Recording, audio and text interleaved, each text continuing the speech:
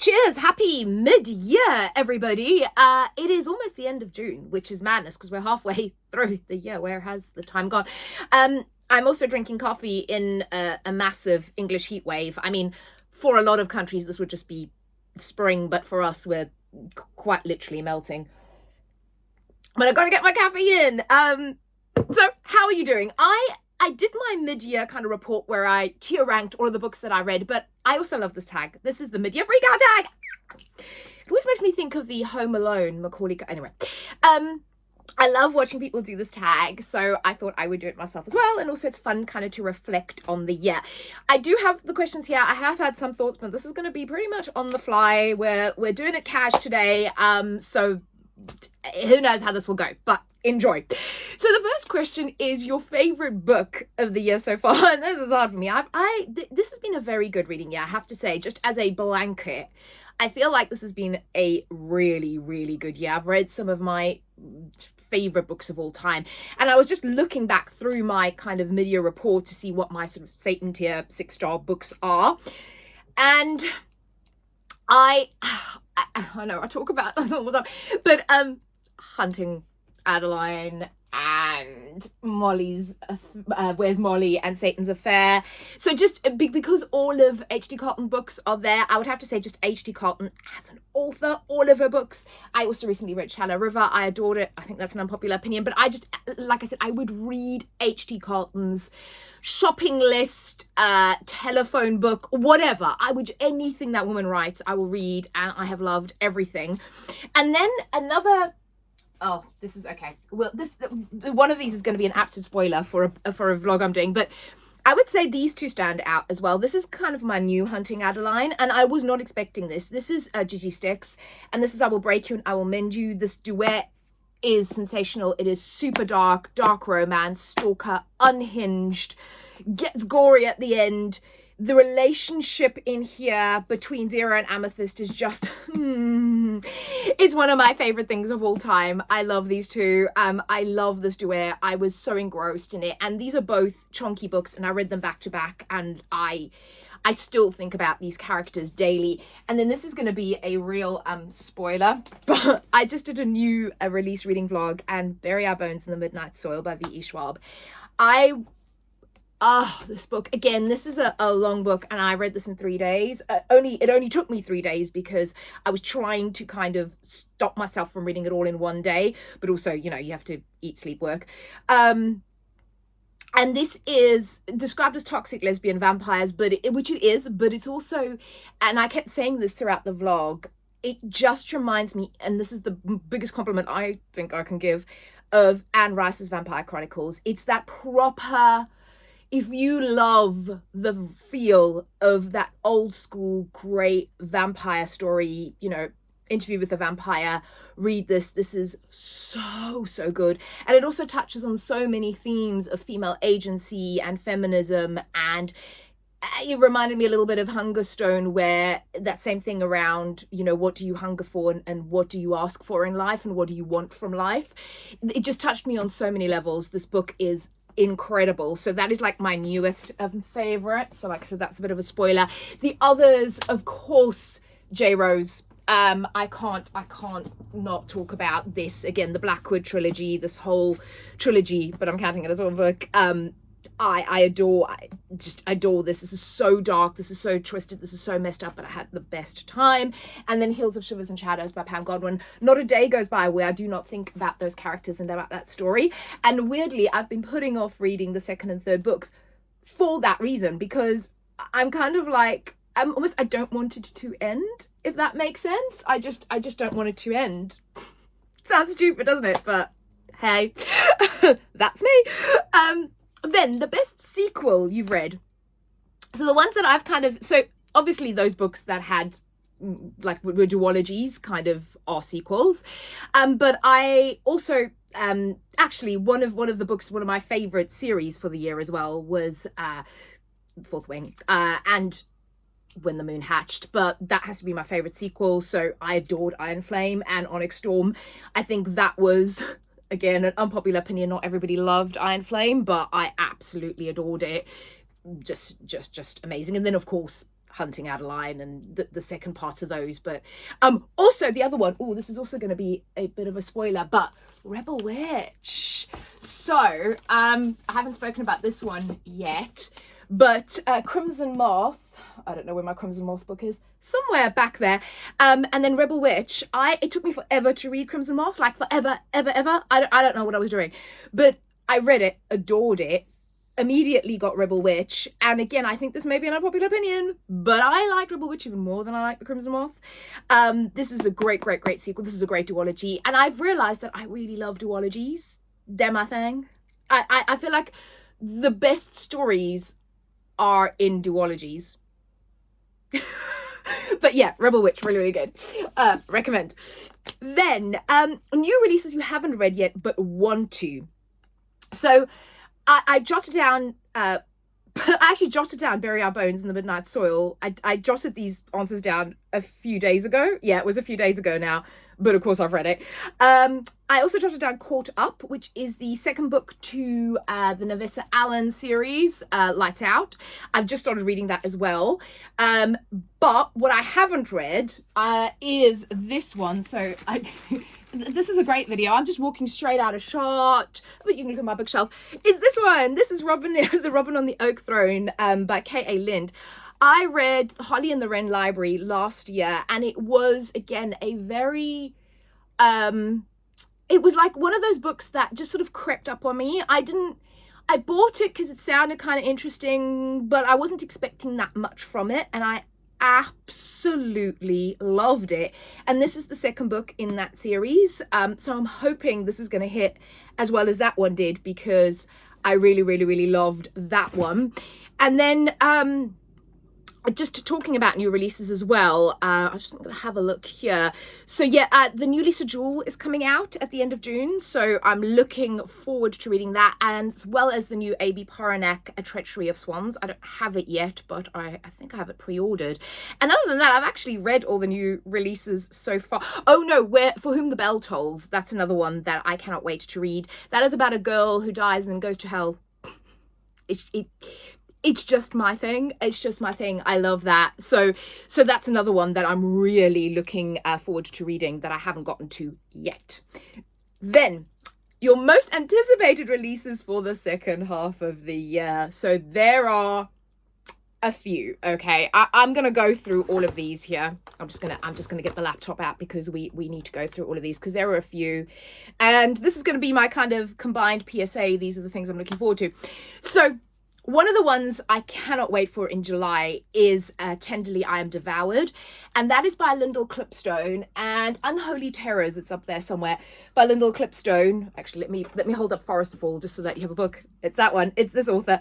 I just adore her work. She's an Australian author, I think chronically underhyped, and she writes these kind of dark, fairy tale-esque books. Unholy Terrors, her vampire book, I think about those characters all the time, and it's really kind of making the list. I'm working on another vampire video, and it really is making the list of one of my all-time favorite vampire books that I want to reread. So Tenderly I'm Devoured, this is described as a moody, monstrously gothic romantasy in which a young woman must bind herself to a dangerous, chronic demon with the help of the son of a rival family to save her family's legacy. I mean, gothic, demon, romantasy, you had me at those. Then kind of in that vein is Terror at the Gates. Now this is by Scarlett St. Clair, and it says it's an erotically charged feminist retelling of the myth of Lilith as a magic outcast joins forces with a ruthless ruler to discover her true power. And I love the story of Lilith. It's one of my favorite storylines in The Chilling Adventures of Sabrina. And I've seen the cover of this book. I'll put a picture up of all of them, but oh my gosh, the cover of this book, just yes. Then Wrath of Dragons, which is the Olivia Rose Darling sequel to I forget, Fear the Flame, which I really liked. One that I haven't heard too many people mention, but I think sounds really great, is My Ex the Antichrist, and that's by Craig DeLuey. I read episode 13 and I really actually liked that. And this is, it's a horror novel with a twisted tale of love, heartbreak, and the apocalypse. We all have bad exes. Lily Lawless just happens to be the Antichrist. Sometimes love can be hell. I mean, like, come on, but all the buzzwords that I'm gonna love, right? Then there's also a new Silvia Moreno Garcia book coming out in July, and it's called The Bewitching. And this is 3 women in 3 different eras encounter danger and witchcraft. And it sounds a bit like Bury Our Bones in the Midnight Soil, but with witches instead of vampires. So I'm hoping it's going to have those vibes. Then another one that I'm hugely anticipating is Pen Pal by J.T. Geisinger. Now, I adore J.T. Geisinger's, I'm trying to find it, this series, Ruthless Creatures, really good, fabulous mafia dark romance. And I'm not going to put this away now. I keep turning my back to you. I'm so sorry. But this one is about a woman who, I think her husband dies in jail, but then she gets letters from somebody else. Sounds a bit like the setup of I Will Break You. So I'm really interested in that. I just love J.T. Geisinger's writing. I am kind of interested in reading Diabound. I'm not going to lie. Everybody keeps kind of comping it to Fourth Wing, so you know there's that. Then what else do we have? A Theory of Dreaming, Ava Reid, that is coming out in August, and that is the second book to A Study in Drowning, and any opportunity I get to show off this beautiful special edition of this book. Ava Reid's one of my favorite all-time authors. This is an exquisitely beautiful dark academia romance magical realism book that I just adore, just written in that perfect Ava Reid style that gets me every time. And there's my copy of Crimson Moth. So I cannot wait to read the second book in that series. Then we also have Hot Wax, which is the new ML Rio book. We Are Villains, one of my favorite dark academia books. I like it more than the other one. And this one, this Hot Wax just sounds a bit nuts. So it also has the greatest cover. So I cannot wait to read that. And then we have got Princess of Blood in October, which is the second book in The Servant of Earth by Sarah Hawley. Again, I actually think about that book. I still do. Over and over again, and I just feel like anything that sort of sticks with me, especially in that kind of fantasy genre, because I read a lot of those books and sometimes the stories can kind of intertwine, but that is one that I just keep thinking about. It is Faye. Is one of my favorite reads of last year. Loved that. And of course, The Ballad of Falling Dragons by Sarah A. Parker. I'm hoping it's this year. I keep seeing different dates, but according to my list that I have, it's going to be October. So the sequel to When the Moon Hatched. I can't wait. And we may have to do a When the Moon Hatched reader form. Right, sorry. That was a lot. Let me take a drink while we go to the next one. Biggest disappointment. So you may have heard my rant on Enigma. It's interesting. So Gothic Ohana by Rue Nix is one of my all-time favorite books. One of my favorite books of last year. Won one of my awards. I really hated Enigma. I don't know if I was just in a really bad mood. And I feel like I've seen some people review it and really like it. And I just feel like, what is wrong with me? Why did I not like it as much? Why did I think the writing was so bad? I am going to try and read it again. I will let you know if I still think it's that bad. And also, I am so sorry, but One Dark Window, the Rachel Gillig, I was so excited. Like, I'd kept putting it off and being like, I cannot wait to read this. It's going to be incredible. It wasn't bad objectively, but it did nothing for me. It just absolutely nothing. And I didn't even read the sequel, and I also will not read The Moth in the Night because I just feel like I know I'm going to be disappointed and I'm just not going to do it to myself. Yeah. Then my biggest surprise, I think one of them is Conditions of Will by Jessa Hastings. I have discovered a love for Jessa Hastings, and I'm also in the process of getting all of the lovely original fabulous covers of the the Magnolia Park series. But Conditions of Will by Jessa Hastings, this has really gotten me back into contemporary romance. I have not read contemporary romance in years, literal years. And I was like, this is the best cover ever. I'm going to give it a go. And I adored this book. It is one of my favorites of the year. Certainly in that contemporary romance category, this is still my favorite book of the year. I was so surprised at how much I loved it. I think Lights Out by Navessa Allen as well. That's another one that I thought I was going to like, but I didn't realize how much I was going to like it. And then another one I would say is This Ruinous Fate, and that's going to fall. We know that's going to fall. Sorry, not this, A Ruinous Fate. So A Ruinous Fate by Kaylee Smith. This I only picked up because I loved Phantasma and Enchantra, and I saw that this was her kind of fantasy romantasy series, and I wanted to see what it was like, and I absolutely love this book. I cannot wait to dive back. I've got the second book there, Into This World. I've just been reading other things that have been taking priority, but I really, in July, I'm going to dive back into this series because the third book's also coming out, and it's such a beautiful fantasy world. It's such a great found family. It was such a wonderful surprise. I wasn't expecting to like this as much as I did. So I just love that book. Then, favorite new author. So it will come as no surprise where I say Jessa Hastings. Also, Gigi Sticks, because Gigi Sticks, that was the first books I'd ever read of Gigi Sticks, and I've now just bought another one. J Rose, her Twisted Mind. I also, when I finished Blackwood Institute, I bought Saber Security, which is also 3 books in one, and you meet some of these characters in here, and this is like she writes in a continuous world. So I'm going to be reading that really soon. But J Rose has stolen my heart as an author as well.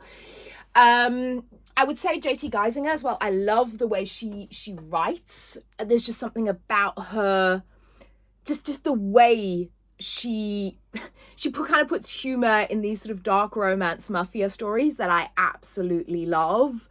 Let's see, who else have I got? I think those are probably, K.M. Moronova. Oh God, Fabric of Our Souls and Leave Me Behind. Fantastic. I need to absolutely, she's got one, I forget, it's something Academy, Altros Academy, I think it's called. I must read that. I absolutely love her writing. It is sensational. So those are the ones that I hadn't been introduced to before, and I realized I absolutely freaking love. Then, newest fictional crush. Okay, I have a few. I'm going to do a whole book reference video because I think that'll be fun. And I like watching those. But I think Hills of Shivers and Shadows, all of the boys, but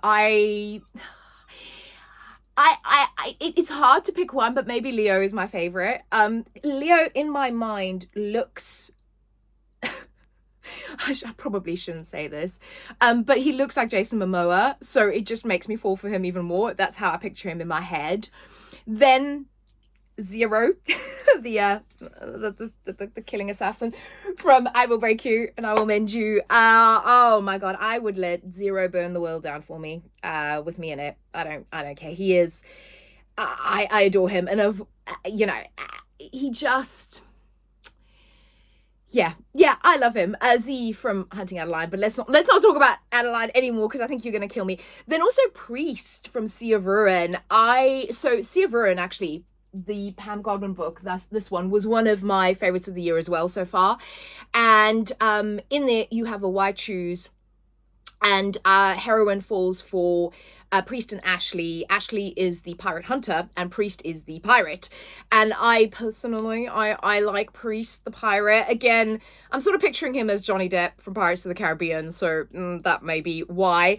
And also I adore Kane from Beautiful Venom. I don't know where that book is right now, but ice hockey playing, he's ice cold, but there's so much heat below that surface. I do like a good psychopath. I don't know what that says about me, but I really do. But yeah, those are my latest crushes that I just cannot get enough of.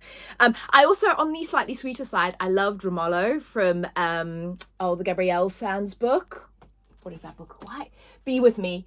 That he's really sweet. He's a mafia prince, but he's actually so sweet and so gone for the heroine in that book. And I kind of, again, I had a thing for The Last Don, the TV show, and the actor in that, Cross, who played Crucifiso. I sort of picture Romalo as Crucifiso, and I had a massive crush on him when I was a teenager. So in my head, that's where we're going. Little insight into my head when I'm reading. And then books that made you cry. Okay. Hunting Adeline made me cry. I Will Mend You made me cry. They were so emotional. Hills of Shivers and Shadows as well. Just the emotions. And like, I think when I identify with the characters, Atmosphere by Taylor Jenkins Reid, that was really emotional. To me, it's always, if something hits you hard and hits you personally.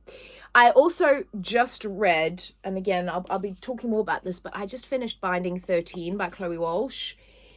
And oh boy, as being a child of a home where alcoholism and domestic abuse occurred, that was tough to read, but is sensational, and I do want to continue in on that series. But yeah, that was tough. That made me really emotional. And then a book that made you happy from let's just switch those emotions. Okay, childhood trauma. A book that made you happy. So I have put here Lights Out, because like, where is my Lights Out book? Where is my Lights Out book? I feel like I should be holding it up. I don't know where it is. I'm a terrible booktuber. You know what, I'll put a picture. You know what Lights Out looks like. Lights Out by Nevessa Allen made me laugh. It made me cackle. It made me laugh. I have to say, if we talk about books that make you happy in the sense that they kind of made me laugh out loud, what's that, Kiss of the Basilisk? It made me giggle a lot. I'm not sure if I was meant to be giggling, but it made me giggle a hell of a lot. Another one that really made me happy was actually Enchantra. And again, this is going to be a bit of an unpopular opinion, but I almost enjoyed Enchantra more than Phantasma, even though logically I really shouldn't have, but I did. I like Genevieve Grimm more. It made me, she just makes me happy as a character. I love her as a character. And she just, that book just, I don't know, it gave me sunshine. I'm a bit odd with the things that give me sunshine. Also, what else? I mean, happy in the sense that I enjoyed reading them. Anything by Karina Halley. I love saying this, Death Valley by Karina Halley, which is kind of my first sort of cowboy dark romance. But I really enjoyed my time reading that book. It made me happy. And also, again, this is going to sound a bit odd, but the Salacious Players Club books. So let me get this one out. This is the first one. This is Praise by Sarah Kate. These are kind of my palate cleanser books. And although they're a bit naughty, again, they're very emotional, but they just kind of make me happy to, I don't know what it is about these, but they make me happy to read. I love reading these books. They're a lot of fun. So I'm just tidying up while I'm doing this. So there's a few. Then the most beautiful book you've bought this year. Okay. I was kind of, so I would say that this copy of Atmosphere by Taylor Jenkins Reid, I love the way that these edges are sprayed to look like, the Earth, I guess, from space. I think that's really, really beautiful. I also really love the cover of this book. I haven't read it yet. Actually, this should be on my list of new releases that I haven't read, but this is Spellbound. So this is like a dark fairy tale retelling, but I just think it's very beautiful. And then it's black, and I think this one had the, oh no, it didn't. I thought it had the cover and then the red end pages.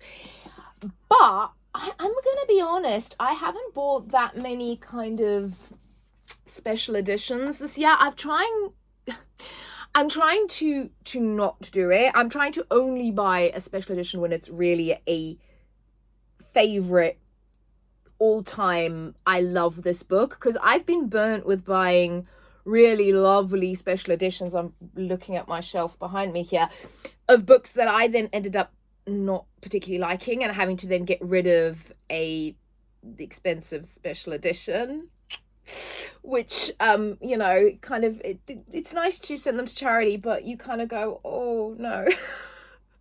I spent so much money on that, and then you kind of tempted to keep them, and it's like, no.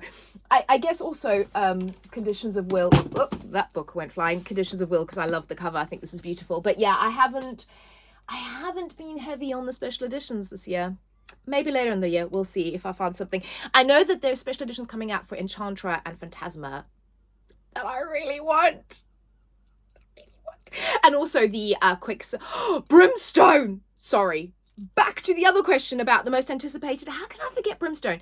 Quicksilver, book 2. Quicksilver, my favourite book of last year. Brimstone's coming out this year as well. I'm super excited, and there's some special editions floating around for those two, so stay tuned.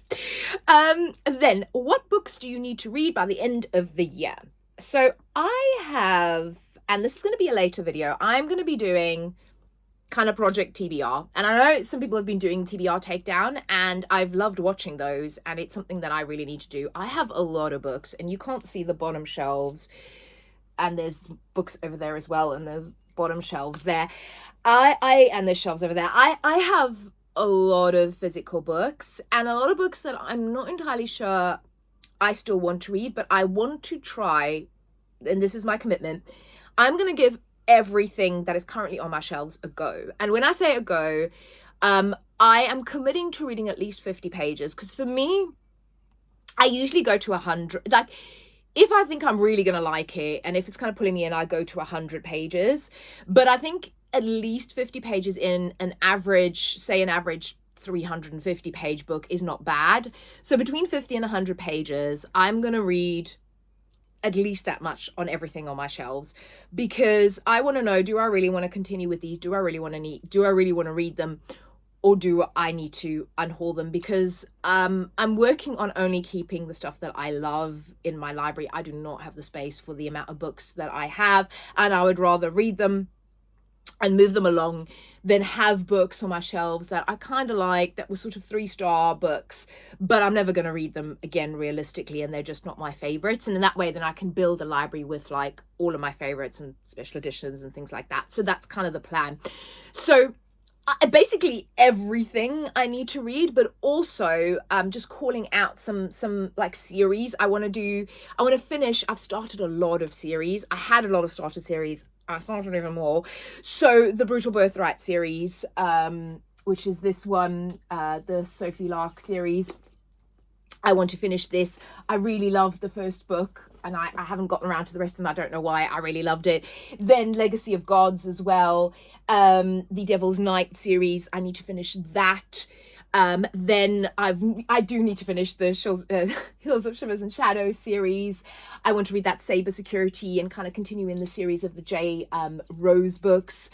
Magnolia Parks, I want to read up until I want to read that entire series back to back until the last one that's out currently. I am working my way through Karina Halley's entire book oeuvre, and there's a lot of books. Okay, the woman is incredible, and she has incredible output as well with writing. So I'm working my way through the newest ones, but also her backlist. Same thing with Kerry Lake. I really love indie authors, and particularly when it comes to dark romance, and I'm really wanting to kind of work my way through with the authors that I really love, all of their works. So like with Ava Reid, I've read everything. I've read everything from Ashley Winstead, for example. I think I'm up to date with Lyndall Clipstone. So there's certain authors that I've already read everything from, and the ones that I really, really love, I kind of want to make sure I've read all of their books. So that's kind of my commitment. And like I said, I'll film more of a video about that, and maybe take you on a bit of a shelf tour and talk about some of the books. But I'm going to be doing that and almost like try a chapter. But like I said, I'm committing to between 50 and 100 pages, because I think that gives me a really good idea whether or not I want to continue and read the book, or whether I'm happy to just sort of let it go unread, because I don't like getting rid of things that I haven't read, because you know, these books are on my shelves for a reason. I picked them up because I like them and I wanted to read them, and I want to give them a fair chance, if that makes sense. And that is it. So thank you for joining my TED Talk. Let me know what your favorite books of the year are, what ones you were disappointed with. Just kind of join in the conversation. Let me know. And thank you for watching. I'll see you all very soon. Bye.